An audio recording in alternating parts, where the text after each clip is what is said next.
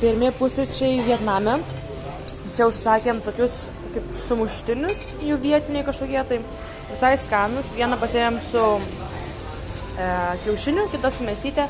Visai skanus. Daržuojam, labai minkšta bulkytė.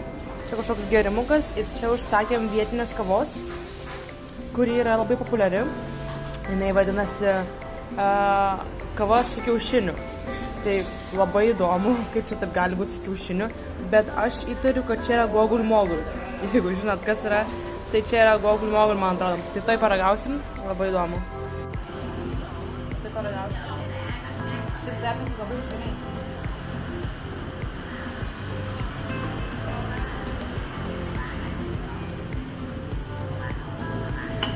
Na, kaip skonis? Labai geras. Geras? Pirmieji Ho Chi Mino ir Vietnamo įspūdžiai. Tai šįryt papusryčiavom pirmą kartą čia. Tai tiek vakar, kur valgėm, tiek šiandien, kur pusryčiavom, maistas labai skanus. Tai kas nelabai man patinka, kad čia yra labai purvina. Nu, nėra gal ko norėt, labai didelis miestas, pakankamai skurdi šalis. Tai ir tikriausiai šiukšlių yra neišvengiama. Tai labai purvinas miestas. Visur šiukšlių krūvos, upė yra užteršta. Tai vakar, kol važiavom iki viešbučio, tai buvom šiek tiek šokiruoti purvu. Bet, kai pabendravus vietiniais šiek tiek, pavalgius kelis kartus, tai iš tos pusės tai man labai patinka. Labai draugiški žmonės, labai skanus maistas. Tai norisi jau po truputį judėti iš didmiesčio, nes kaip ir sakiau, čia labai dalis judėjimas, labai daug šiukšlių, labai daug žmonių. Tai manau, kad mažesniuose miesteliuose bus šiek tiek jaukiau. Šiandien ieškom motorolerio, kurį nusipirksim ir su kuriuo apkeliausim visą Vietnamą. Tai iš pietinės dalies į šiaurinę. Dabar lieka išsirinkti. Taip pat reikia rasti tokius pritvirtinimus, ant kurių galėtume dėti kuprinės, pritvirtinti kuprinės iš šono abiejų. Vieną kuprinę ir kitą kuprinę iš šono. Pirikupas va pasakoja apie motorolerį. Koks geras, kaip viskas nauja. Ja. Aš tai renkuos pagal spalvą, Karolis nežinau pagal kokius ten kriterijus renkasi.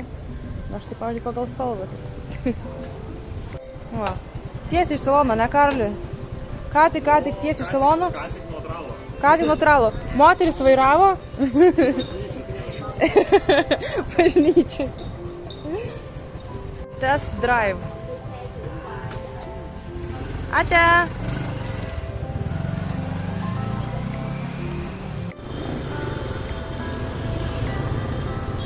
Turgus.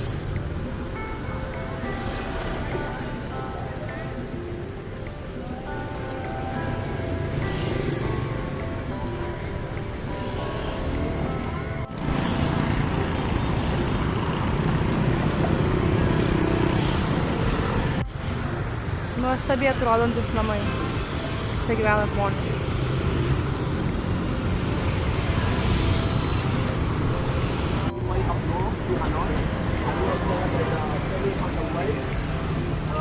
Pasakoja apie savo motorolerius.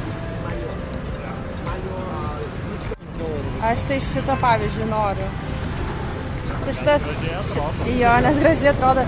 Šitas atrodo kaip Bumblebee. Tai žodžiu. Goodbye. Karolis važiuos antram test drive'ui. Gavo kepurytę. Šalmas kaip kepurė. Karoli. Nu nežinau. Kol kas tai man praeitas motoroleris gražesnis. Šitas tai man nelabai. Ir spalva negraži, ir subraižytas, ir ratai kažkokie maži. Nežinau. Va, ką norėjau pasakyti, kad užteršta. Labai fainas šitas garažas. Labai draugiški ir paslaugus darbuotojai. Tai dabar jau išsirinkom motorolerį. Ir vėliau reikės važiuoti išsirinkti šalmus gerus. Va, tai taip atrodo mūsų laikiklis, ant kurio dėsim kuprines. Šis atrodo labai neblogai. Reikės jį kažkaip pritvirtinti.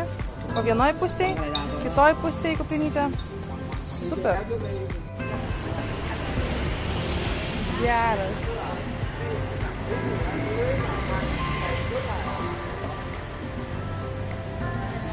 Kadangi Karolis mėgsta ekstremą, va, radau Karoliui puikų motorolerį.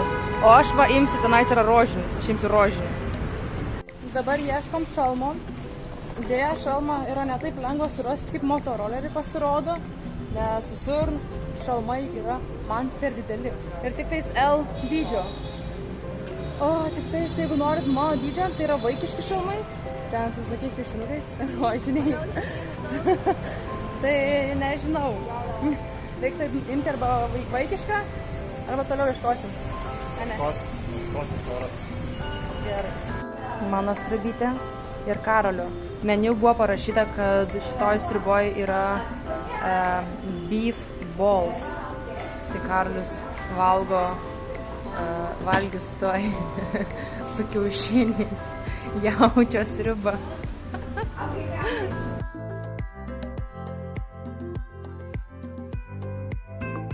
Vietname, ką pastebėjau, kad yra labai skanūs kepiniai. Tai jau vakar šiek tiek paragavom ir šiandien dar nusipirkom pasiragauti. Labai mažos kainos ir labai skanūs. Tai pirmasis yra šiltas, tokia šilta bandelė, kaip vaflis, kurio viduje yra sūris ir vištiena. Tai toks šiltas ir toks turėtų tįsti tas sūris. Toliau yra šilti pyragaičiai. Jie visą laiką yra šilti su dujų kremu. Šitų ir Lietuvoje yra. Čia labai skanus. Toliau yra matcha gėrimas su tokiam želėm. Irgi vakar ragavom, labai patiko. Ir mano mėgstamiausias, mano favoritas. Yra šitie klerai. Nu, ta prasme, man jau seilės kaupėsi. Čia, žodžiu, yra su įdaru. Bet mūsų Lietuvoje irgi tokie yra plikytais kremais. Ir šiaip atveju dažniausiai nerandu skanių kremų, bet šitie yra wow. Atrodo, kad šitos bandelės yra tik tai vos ir jis yra visas tiesiog pripildytas kremu. Ir kaina, tai visų šitų kaina buvo apie mažiau negu 3 eurai, va, už tokį va gėrį. Eina sau, ta prasme. O Dieve, čia pilna žiurkių. Ir jos gigantinės ir žiauriai daug. Pareina viena. O Jėzau. Bėgalim tavo kojas. Ką? Baig. Eik, sakykiu daug. Knibžda. O Jėzau. Kaip baisu. Na va, parašė mūsų motorolerį. We'll see.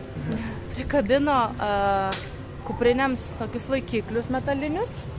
Čia matau priveržė, visai gerai. Nu va, imsim šitą raudoną. Nežinau pavadinimą, va, Honda. Tie galiu pasakyti. Raudonas Honda. Na va, nusipirkom ką tik motorolerį, tiksliau. Va, Karolis dabar moka. Aš gavau savo nemokamą laikiną į šalmą.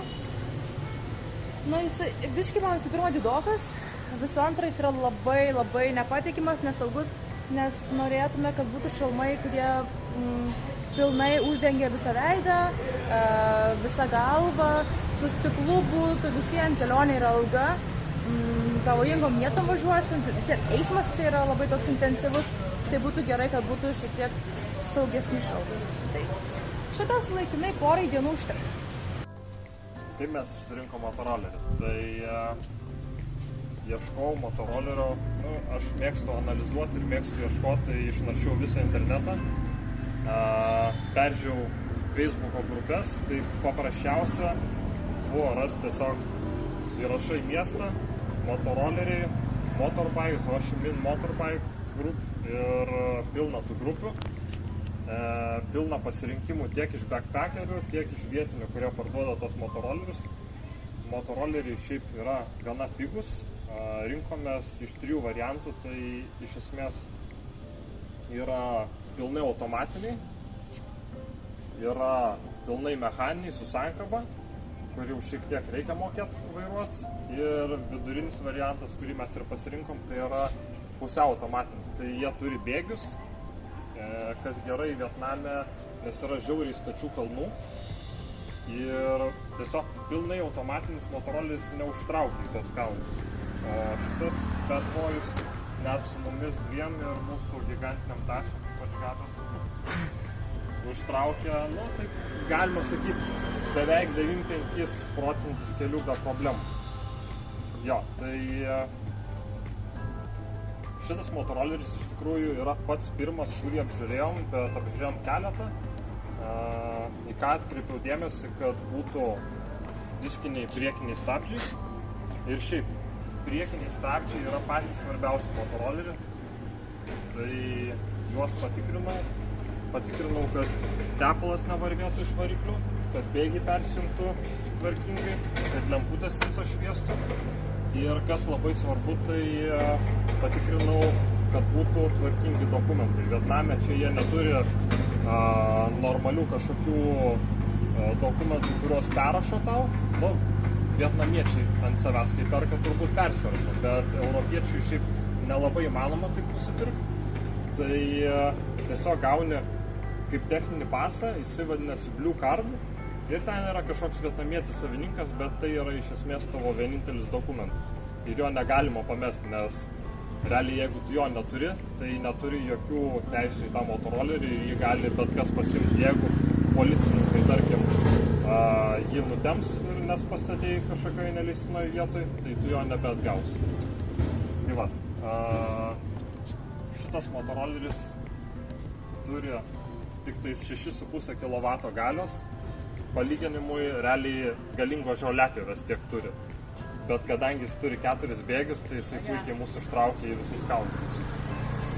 Ir ką, jisai yra su įpurškimu, ne karburatorium, tai labai taupus ir jie tik tais apie 2,5 litro 100 km. Tai mes 1000 km pravažiavom, sumokėjom už tą 1000 gal 16 eurų. Čia juokinga, pigiau realiai važiuoti negu autobusu gaunasi. Ir sumokėjom už jį 305 eurų, plus dar nusipirkom šalmus, kurie pilnai uždengia galvą, nes vietnamiečiai patys važinėja dažniausiai tokiom kaip ir kepurėm, praktiškai, kurios, jeigu tu kristi, to visas veidas patirs smūgį, o mes, tiek mano, tiek Gabės šalmas dengiantis pilnai veidą ir žiauriai patogu, nes ir dulkės taip, ir vabalai nesmingai veidą ir vėjas, žodžiu, tiesiog komfortiškai važiuoja. Dar paminkštinimus tokius užpakaliam turim ir turim tokį laikiklį mūsų kuprinį, kuris beje jau 2 kartus sulūžo, bet buvo sėkmingai suvirinčias. Ir šiaip labai patogu, nes galima pervežti realiai 2 žmonės ir 2 didžiulės kuprinės ganėtinai patogiai. Tai va, tai kol kas tikrai džiaugiuosi šito pirkiniu ir tikiuosi, kad jisai tarnaus visą kelionę mums taip ištikimai ir neges. Tai va.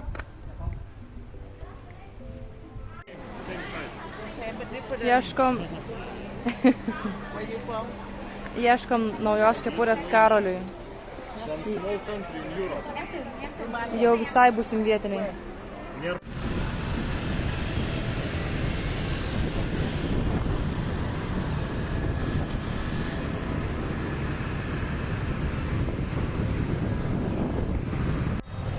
Žodžiu, biški yra problemų su parkingu Vietname, nes negali kur nori parkintis. Yra tik specialios vietos, nes čia labai daug yra kišenvagių, tai gali pavogti tavo motorolerį. Irgi taip, kaip dabar aš filmuoju, gal nereikėtų taip filmuoti, nes man gali pavogti telefoną. Va, Karolis ką tik parėjo.